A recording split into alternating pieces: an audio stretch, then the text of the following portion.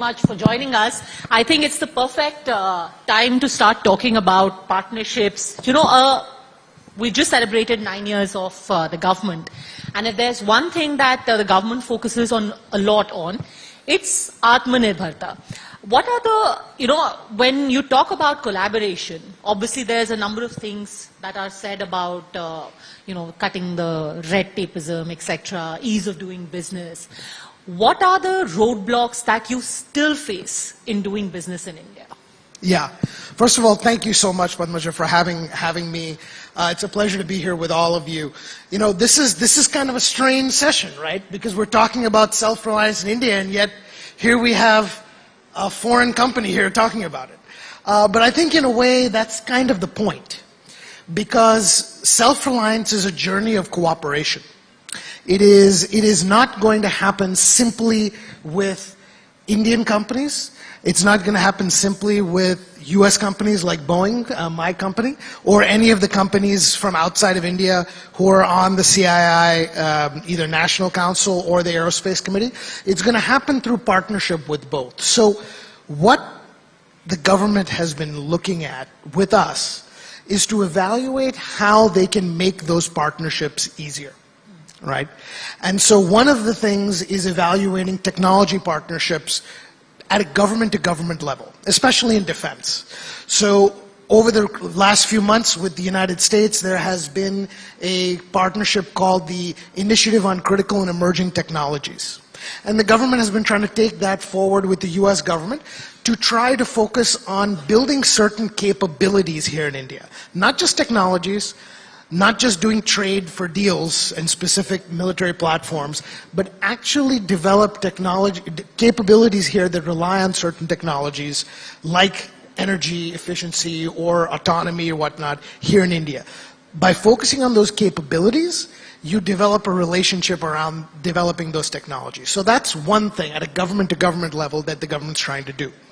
Another thing the government has been trying to do is encouraging joint ventures and partnerships between foreign companies and Indian companies. And this is very important. We, Boeing, have a partnership, a joint venture with Tata, have had it for a number of years. And it started on defense. It started making the fuselage for the Apache helicopters, which of course the Air Force has, the Army will be getting here. And it makes those globally, not just for India, but for the world. Over the last couple of years, we've added civil aviation. And we make the tail fin for the 737 there as well, for a global customer base. And these are the kinds of things that the government is trying to encourage because it drives development of not just manufacturing capability, but it combines engineering and manufacturing capability in the same place. And that harnesses a significant advantage that India has. So one of the final things that I'll note is leveraging that synergy. So India has had tremendous engineering capability for decades. We all know this. Now in aerospace especially, the manufacturing capability of India has really ramped up significantly over the last 10 to 15 years. So now marrying that engineering capability and that manufacturing is extremely powerful, because I'll be very honest with you, there's a lot of countries out there that have one or the other. India has both, which means it can develop the intellectual property here and manufacture it at scale and at high quality.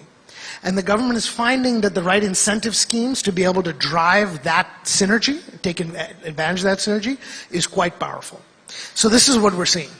Now, in addition to having partnerships, will we see a next step where you'll actually be manufacturing out of India? Why doesn't Boeing manufacture out of India? So this is a very important point. This is a very important point. And the answer to manufacturing is this, is we do manufacture in India. What you have to remember is defense equipment, an airplane, whatever you want to call it, has a very, very long value chain, right? And it's not like a smartphone, where a significant portion of the final value of the product is in that final assembly piece, right? And Apple or Samsung or whoever makes a lot of that value right at the end. And they have a whole bunch of suppliers supplying chips and microphones and whatnot, but a lot of that value comes at the end. Aerospace and defense is not that way. A massive amount of the value happens way upstream in the value chain. It happens in the aerostructures. It happens in the engines. It happens in the components. It happens in the electronics. It even happens in the software that powers all these things. The actual, when you talk about manufacturing, the actual final assembly piece of an airplane is less than 10% of the value of an airplane. The other 92% is the part where India is already dominant. And that is where we're focused, because if we can move Indian suppliers from simple assemblies to complex assemblies to working with complex composite materials and all of those other things, that is how you build a true manufacturing ecosystem, right? That is what enables India to develop its own aircraft and build its own aircraft here in the private sector, not just the public sector, not just with PSUs, right? That's really what we're trying to do here. I think people tend to focus quite a bit on that last piece, but the value is actually before you get to that.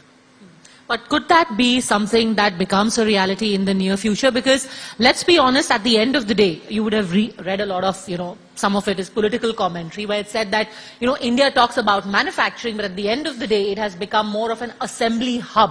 And when you have, full-scale manufacturing happening, it also leads to that kind of job generation. So in the near or, maybe distant future, do you see that happening? Yeah, there's no question that it's in India's future. The question is it an aircraft that somebody else develops, or is it an aircraft that we co-develop here? Right? That remains to be seen. Is it in civil or is it in defense? The answer could be all of the above. Right? I'll give you an example. There's a number of co-development programs that the Indian Defense Services and the Indian Ministry of Defense are evaluating. And these could be fixed-wing programs, these could be rotorcraft programs, and the priority is that they are not just built here, but that they're designed here, right? Those aircraft are expected to come to fruition in the next decade, right? And now you have an aircraft that, from the ground up, the intellectual property has largely been developed here. We have done this as Boeing, we've done this in other countries, so we know how to do this. We've done this in Australia we call it the MQ-28 Ghost Bat. It's basically a unmanned supporter of fighter squadrons, so it flies alongside fighter jets. This is an aircraft that we developed and we are manufacturing wholly in Australia, right? With Boeing Defence Australia, our Australian company. There's absolutely no reason why Boeing Defence India, our Indian company, cannot do the same thing. And that's really what my vision is. So I think it's absolutely possible. Now, we have a very strategic visit by the Prime Minister coming up. What are your expectations? What are Boeing's expectations from the Prime Minister's visit to the US? Because, you have the Super Hornet, which is in race with Dassault. So what would you be hoping for from the Prime Minister's visit? Well, I never try to get into the guessing game of who's going to announce what. I think what I hope to see from any senior visit, between whether it's the Prime Minister going to Washington, D.C. in a couple of weeks for one of the initial state visits that President Biden has done. Because of COVID, there haven't been that many. So it's a huge deal that the Prime Minister is having a full state visit with the Biden administration, or when President Biden comes to India later in the year. Our focus is not on specific deals or wins, but it is about governments agreeing to improve the ecosystem and groundwork for us to work together. So over the last 5 to 7 years, the US and India have announced a lot of defense collaboration agreements. They've announced ISET, as I just mentioned, the Initiative on Critical Emerging Technologies. They're going to talk about ways to enable tech transfer between the two. As most of you are aware, there's certain licenses that are required in order to have certain technologies released to India from the United States. They're going to talk about ways about how to make that more fluid and predictable. All of these things are extremely helpful for us to do more business in India and for the US and India to work closer together. That's what I'm looking for out of a visit like that, as opposed to an announcement of any deal specifically. Well, there is also a debate, an ethical debate about the presence of, private players in the defense space, that increasingly you have a corporate, political, military nexus. How do you respond to this critique? My response is pretty straightforward. My response is this. This is a smartphone. These are some of the most powerful computing devices in human history. I mean, computing has only been around for less than 75 years, but in this form. But we hold these devices and we take them for granted. These devices exist because of cooperation between private industry and government. So many of the technologies that we take for granted today came as a result of private companies supporting defense programs, not just in the United States, but all over the world, in Japan, in Europe, even in countries like India and Russia. Many of the technologies came from those collaborations. Many of the technologies came from collaborations in supporting, for example, the space program. Again, some of the most advanced chip technology that you see today got its genesis in the Apollo program, where the US was seeking to send people to the moon. So without those private and government collaborations throughout history, we would not have progressed as a people to this point. It is simply because of that cooperation and that trust that builds up over time that we are where we are today. Now, the reason why I ask this is, to quote to you a specific example, in the United States political action committees, they are associated with the defense sector. They contribute to candidates running in the US Congress. Mm-hmm. There are fears that in India, increasingly, there could be that kind of lobbying or, pressure groups, as it were, which will gradually get encouraged. How do you respond to that? Well, I mean, I think that's part of the normal democratic system, right? I mean, I wouldn't call it pressure groups.